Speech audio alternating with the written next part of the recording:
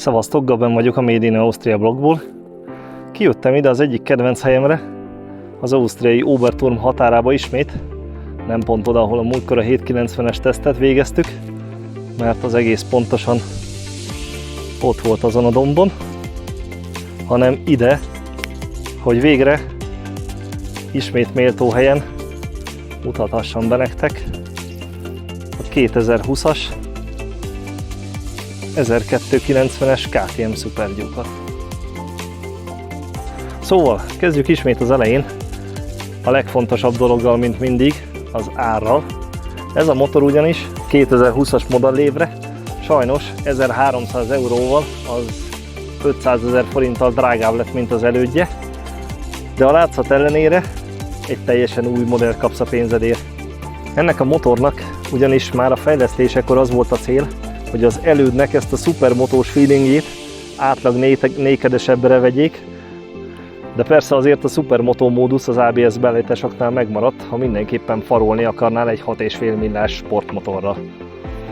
Az 1300 köbcentis 75 fokos V2-es blokk látszatra ugyanaz maradt, mint az elődben, de a belsején számos dolgot átterveztek és javítottak, részben azért, hogy a motor teljesítse az Euro 5 normákat, részben pedig azért, hogy az előd modellen tapasztalt apróságokat ki tudják javítani.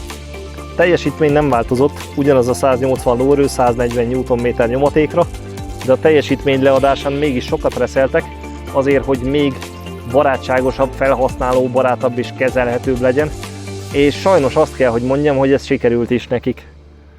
Több tesztelő kollégától is hallottam, illetve saját tapasztalatom is, hogy az 1290-es széria minden egyes modell évvel egyre barátságosabb lesz, és bár teljesítményben eredetileg ugyanaz a 180 lóerő áll rendelkezésre, sajnos az ECU optimalizálásoknak hála egyszerűen valahogy mégis pont az a vadállatság veszik el az újabb évjáratokból, amik miatt a régieket annyian imádták.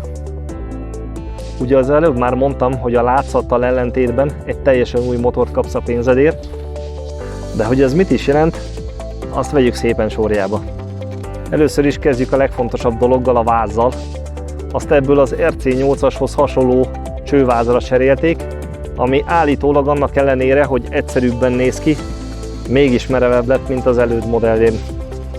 A következő fontos újításhoz át kell mennünk a motor másik oldalára, ugyanis a blokk nem csak hogy 1 kilóval könnyebb lett, mint az előd modellnél, de a himbarendszeres hátsó rugóstag ott közvetlenül a blokkba csatlakozik. És ha már himbarendszer, ugye ez a motornak a másik fontos nagy újítása az elődhöz képest, hogy egy teljesen új hátsó futóművet kapott a motor, ami azon túl, hogy himbarendszerrel csatlakozik a blokkhoz, rendelkezik egy kézzel állítható előfeszítés álló csavarral is, mivel ugye a futóműbeállítást is sokkal egyszerűbbé és könnyebbé teszi. Akit viszont a hátsó rugóstag állítgatása nem nagyon hoz lázba, annak is egy fontos dolog lehet, hogy nem csak hogy más lett a rugóstag felfogatási módja, hanem a lengővilla forgáspontja is 5 mm-rel magasabban van, mindez pedig azt eredményezi, hogy brutál kigyorsításokkor kevésbé ül be a motor hátulja. Ha pedig már futómű, akkor térjünk át az első futóműre, azon belül is a villára, ami 2020-as modellévre egy 48 mm-es VP Apex villát jelent. Ez a villa továbbra is húzó és nyomó fokozatban is állítható, de ugye ebben az árkategóriában ez nem is lehet kérdéses. De térjünk vissza egy kicsit a futóműre, és azon belül is a kerekekre, illetve a fékekre. Ugyanis elől ugyanazok a Brembo stillemanyergek vannak, mint az 1299-es Panigale-n, és akinek ez nem mond semmit, vagy egyszerűen nem érdekli a marketing duma, annak annyit tudok mondani, hogy ezek a fékek egyszerűen a jelenlegi kor legjobbjai. Olyat harapnak és akkor átlassítanak, hogy egyszerűen minden tempóról meg tudsz állni, de mindezt mégis úgy, hogy közben nem kell kiharapnod a műszerfalat a helyéről. ami elég sokat változott az előd modellhez képest, az a kerék, illetve a kerekek, amik a korábbi 10 külős helyett erre az 5 külős verzióra lettek cserélve. A vázról már beszéltünk, hogy igen erős RC8R koppintás, viszont ami fontos, hogy 2 kilóval könnyebb lett, mint az elődnél. Viszont ugyanezt a 2 kilót valószínűleg el is bukták a tankon, ami 2020-ra már fémből van. Űrtartalomra ugyanúgy 16 liter, mint az elődnél, viszont így már megvan az az előnyöd, hogy föl tudod rárakni nem csak a tankgyűrűs tanktáskákat, hanem a mágneseseket is, viszont ami rossz hír, hogy a fényezése az nem lett strapabíróbb, mint az elődnek, úgyhogy sajnos erre is rohadtul kell vigyázni, mert marha könnyen karcolódik, különösen a fényes fekete változaté. Apró változtatás, ami nem sokaknak fog feltűnni, de technikailag mégis számít, hogy a fényszóró az is új, bár alig látszik rajta, de pont itt középen látod, hogy ezen a felső részen jóval szélesebb lett, majdnem 5 mm-rel, amire azért volt szükség, mert a korábbi oldalt lévő légbeömlő nyílásokat lecserélték egy kormánynyaknál elhelyezett REM-R rendszerű levegőbeömlős nyílásra. Erre pedig ismét azért volt szükség, hogy nagyobb torlónyomást tudjanak elérni a légszűrőházba, ami pedig a légszűrőházban található top feeder elnevezésű másodlagos befecskendező rendszerhez szükséges, amik, ha jól tudom, 7000-es fordulat felett indulnak be, és oké, ezt így nem fogod megjegyezni, de ha azt mondom, hogy beleépítettek egy kibaszott utánégetőt, akkor ez bár technikailag, illetve mérnöki szemmel a fasságnak tűnik, de laikusoknak majdnem stimmel. Mindez persze azt is jelenthetné, hogy mindezekkel akár még teljesítményt is lehetett volna nyerni bőven, de sajnos a köcsög Euro 5 miatt maradt a 180 lóerő, és sajnos romlott a fogyasztás 5,5-ről 6,2 literre. Következő fontos újítás, az pedig a 3,5-ről 5 szorosra húzott műszerfal, aminek a bemutatásához pedig nem árt felülni a motorra. Persze, hogy hegyem föl. Szóval, műszerfal. Műszerfal mint mondtam, 3,5-ről 5 szorra hízott, és mielőtt megijednétek, ez a narancsszínű design, ez az éjszakai módja, és nappali módba ez az egész szépen fehéren világít. Ezt pedig át is tudjuk, azt hiszem, kapcsolni itt a display témánál. Hát nem. Szóval, narancs design, ne ijesszen meg senkit, alapjában véve ez fehér, csak este narancsárga, az pedig kuksötétbe azért még jó is lehet.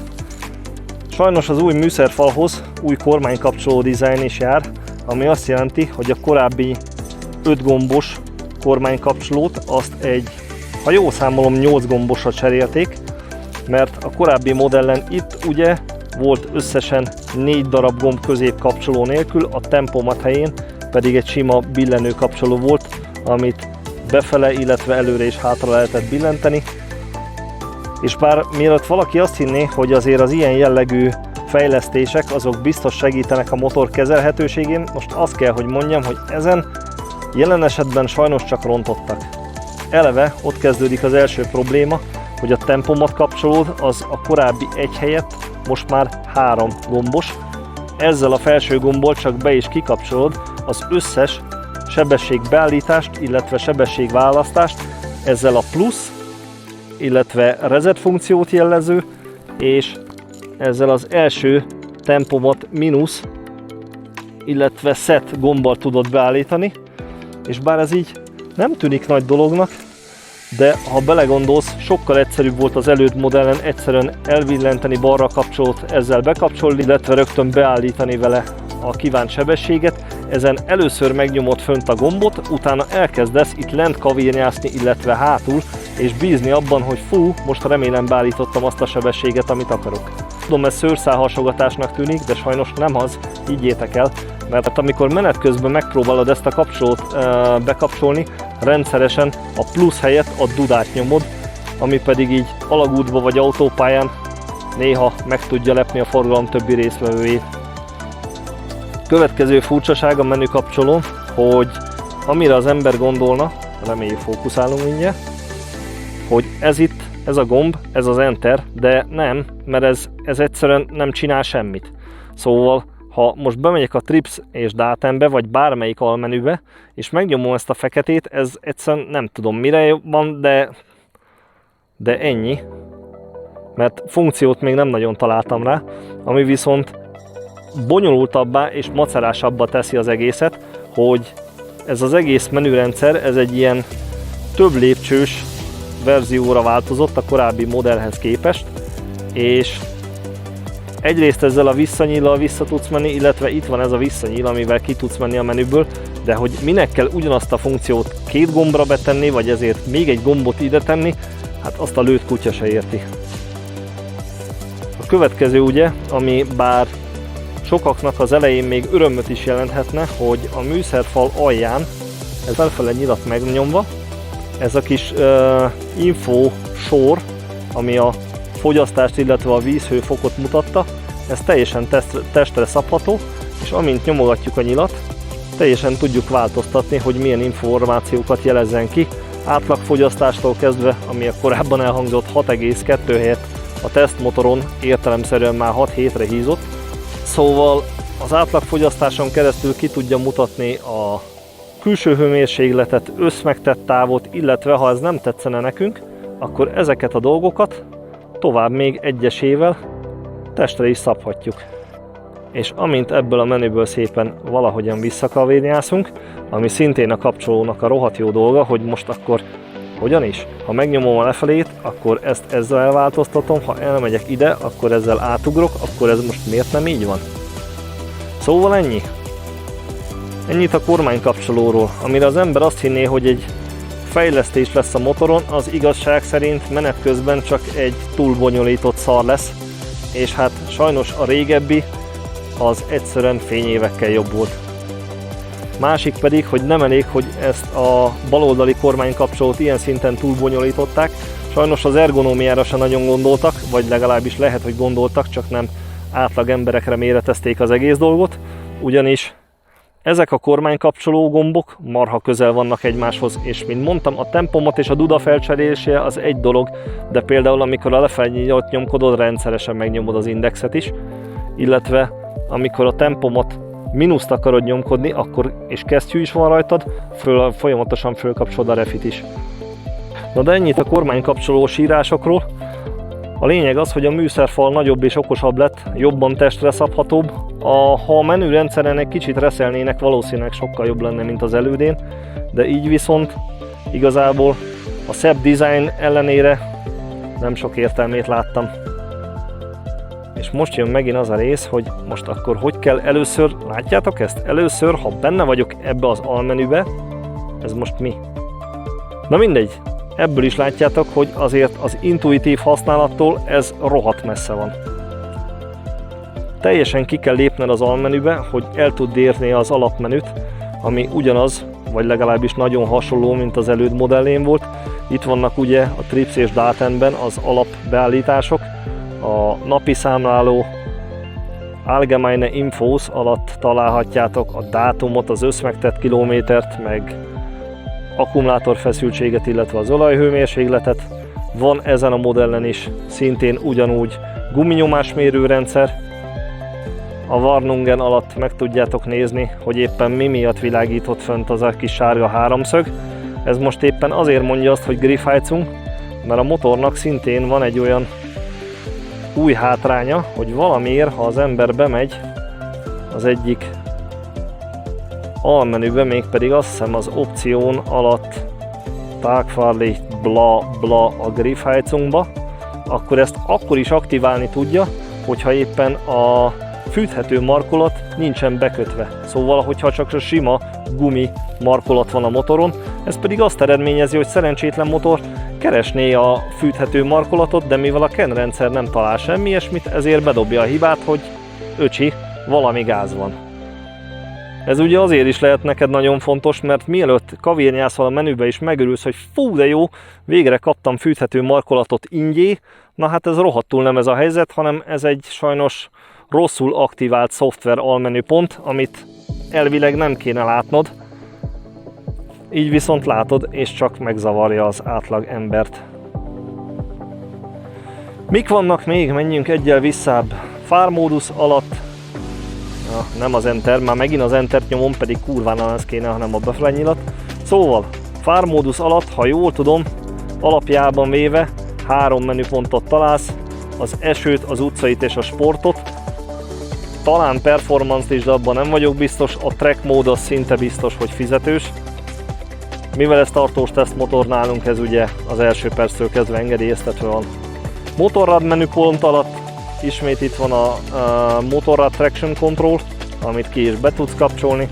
ABS módusz alatt ugye ott van a Road és a Supermoto mód, amivel oda taposod hátsó fékkel, akár driftelhetsz is a 6,5 millás sportmotoroddal.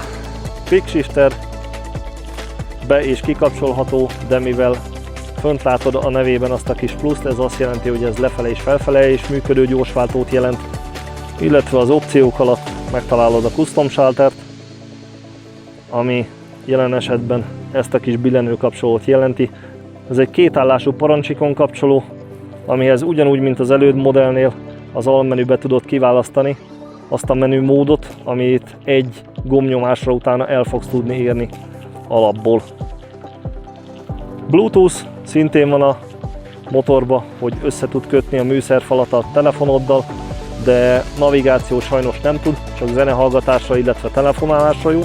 Fülhallgató típus, fogalmam sincs, hogy miért szerepel benne az, hogy kábles vagy bluetoothos, de tök mindegy. Display téma alatt ki tudod választani, hogy folyamatosan éjszakai módban, ebben a narancssárga dizájnban pompázzon a kijelződ, vagy pedig megfelelő fényviszonyok mellett nappali módban átváltson szépen fehérre a háttér. Aztán belojtunk, az pusztán ezeknek a kezelőszerveknek a háttérvilágítását jelenti. Salt Blitz, az a váltóvillantó, személyre szabhatod azt a fordulatszám tartományt, ahol akarod, hogy villogjon. A piros lámpa, Tagfahrlicht, az pusztán a ledes fényszórónak a LED csíkját jelenti, óra és dátum, egységek, hát ez pusztán tudjátok, kilométer, hőmérséklet, bla, hogyan mutassa ki a mértékegységeket a motor. Nyelvek alatt angol, német, olasz, francia, bla bla, spanyol, minden van, magyar persze továbbra sincs. Grip heightunk pedig, mint mondtuk, sajnos benne van a motorba, mármint aktiválva van, mint menüpont, még akkor is, hogyha nincsen markolatfűtés a motorodon.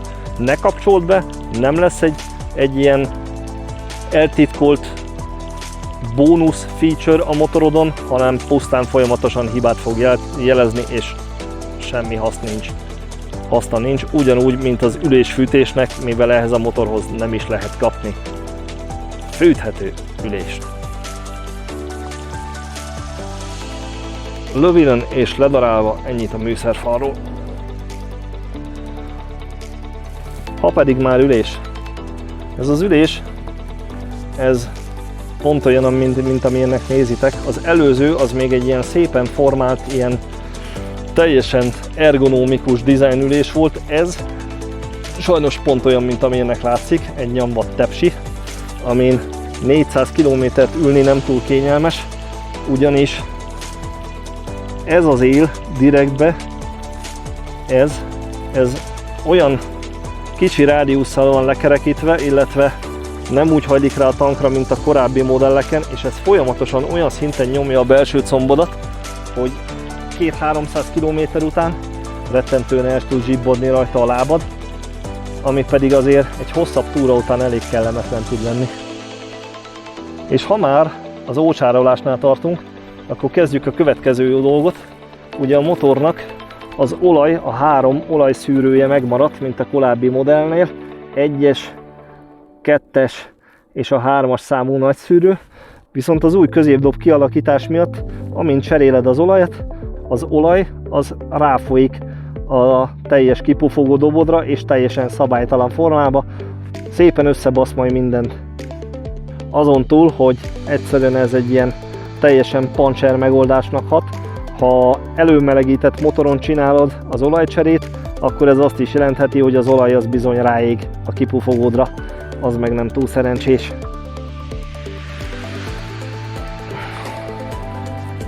Menjünk viszont most gyorsan még át a motor másik oldalára, mielőtt ránk sötétedik teljesen. Fontos, ha már kipufogónál tartottunk, hogy biztos meg fogjátok kérdezni, illetve utángyártott dobok vásárlásánál fontos lehet, hogy a lábtartó, illetve kezdjük egy lépésről visszább, a kipufogón látod ezt az ovális lukat. Na most ez azt is jelenti, hogy ha utángyártott dobot veszel, akkor ezen vagy legyen rajta ez a kis ovál luk, vagy számolj azzal, hogy innentől kezdve a lábtartó állítási lehetőséged az elveszik. Ugyanis, amire az ember nem gondolna, de ez a lábtartó, ez két fokozatban állítható a látszattal ellentétben, ugyanis itt, mint látjátok, ez az egész háromszög, ez most így az előre döntött pozíciójába, szóval a lenti pozíciójába van. Ezt az egészet, ezt a csavar kitekerésével meg tudod billenteni hátra, és a teljes lábtartód hátrébb kerül, hátrébb és följebb, ami azt is hozza magával, hogy a kipufogó csavart ki kell lazítanod, és ez a kis csavar, illetve a stift, ez elcsúszik benne ide a hátsó állásba. Szóval erre azért figyelj, amikor utángyártott dobot akarsz felfogatni a motorra, hogy döntsd el, hogy alaplábtartó állás jó lesz neked, vagy olyan kipufogó dobot válasszál, ami ilyen problémát nem okoz neked. Az ülésről beszéltünk, kipufogóról beszéltünk, kormánykapcsolókról beszéltünk, illetve az újdonságokról, fémtankról beszéltünk, ami nem változott továbbra sem, a Racon tanksapka, ami azt is jelenti, ne lepődj meg, hogyha nem adsz gyújtást a motorra, nem tudod kinyitni, anélkül ne is feszegesd, mert nem fog kinyílni. És ha már ilyen szépen ránk esteledett, akkor ugye térjünk rá az utolsó kedvenc részünkre, a tuningra, mert hát ki az a barbár állat, aki megvesz egy motort 22 000 euróért, és nem költ rá még legalább 3-4-5 ezret. Power Parts katalógusba kapsz hozzá mindenből saját márkást, szinte mindenből saját márkást. Viszont ami neked rossz hír lesz, hogy a korábbi modellekből még a fékkar se jó, mivel az újnak teljesen másmilyen lett a formája. Cserébe viszont darabja ugyanúgy 45 000 forint, mint az elődnél. Markolatfűtés szerencsére megegyezik az előddel, ugyanaz alatt a cikkszám alatt tudjátok megrendelni, sajnos továbbra is legalább 60 000 forintért kell érte fizetned, viszont szükséged van rá ahhoz, hogy ha már aktiválva van az a nyomvat menüpontod, akkor használni is tudjad.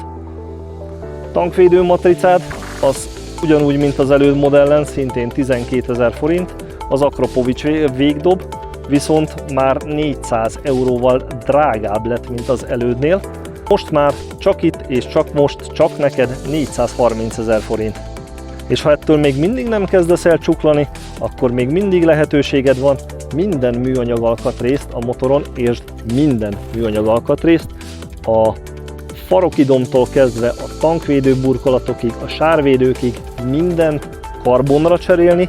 Amennyiben ezt megteszed, az plusz 2500 euróba fog kerülni. Oldaldobozszett az ugyanaz a rendszer, mint az előzőnél, de sajnos a forma más. Ugyanazt jelenti, hogy ide a hátsó lábtartóra föl tudod szerelni ezt a kis fület, illetve oda a két ülés alatti csavarral bejönnek ezek a kis fém távtartók, és ezekre tudod utána ráakasztani ezt a két kemény szövet táskát, amik igazából egy 3 napos túrára egy személynek pont elegendők. 2x16 liter, az így hangzásra nem tűnik soknak, és 500 euróba fog kerülni a dolog, de sokkal praktikusabb, mint hátizsákkal nyüglődni, mert ugye ha jól megpupozol egy hátizsákot, azért egy 3 napos túra alatt az csúnyán tudja húzni a hátadat. Végszónak pedig, hogy megvenném-e? Hát hiszitek vagy sem, de bár a futóműfejlesztést még egy olyan amatőr is kiérzi ezen a modellen, mint én, sajnos valahogy mégis azt kell, hogy mondjam, hogy engem speciál nem győzött meg a dolog. A dizájnját a réginek egyszerűen jobban szerettem, ez teljesítményre igazából nem tud többet, mint mondtam, Pont az a huligánság faktor veszik el belőle szépen lassan, ami miatt az előzőeket annyira lehetett szeretni. A teljesítmény ugyanúgy megvan, de pont az igazi állat, az a beast mód, az veszik ki belőle lassan. Én speciál sajnálom. Az ülés pozíció nekem nem kényelmes, nem szeretem, hogy az ülés folyamatosan nyomja a lábamat. Igazából, ha azon gondolkodsz, hogy a régit vagy ezt vegyed, én biztos, hogy a régit venném. Ennek az újnak az árához képest, ami ugye átszámolva 21-22 ezer euró, egy használtat már akár 9 ezerért is megkaphatsz, és ha azt veszed, hogy féláron kapsz meg egy agresszívabb, elemibb élményt, akkor sajnos azt kell, hogy mondjam, hogy a régi az még mindig egy sokkal jobb választás. Bocs a helyszínváltásért, srácok. Sajnos improvizálni kell az embernek, ha egy ilyen tesztmotor csak egy késő délutánra kap meg, és mivel tegnap ránk esteledett, ezért egy pár apróságot még elfelejtettem nektek elmondani, ami szerintem fontos lehet. Az egyik rögtön a motor elejénél látható, mégpedig az, hogy a kilométeróra most már kapott egy USB ajzatot, egy gumírozott USB ajzatot, ami szerencsére egy vízálló, de ezen keresztül tudjátok tölteni a telefont.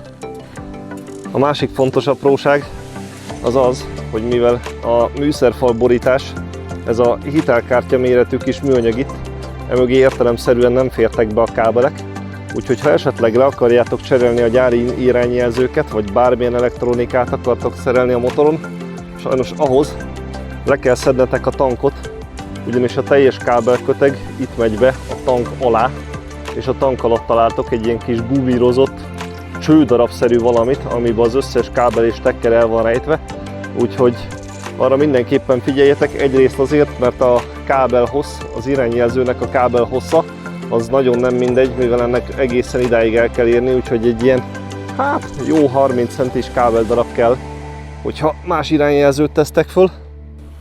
Aztán a kulcs. A kulcs ugyanaz a KTM kulcs, mint az előd modellen. Tipikus Volkswagen dizájnos rugós kulcs, ami ugye rádiós. Kormánynyakon továbbra sem találtok kormányzárat. Ez azért van, mert ez ismét elektromos, mint az előd modellen.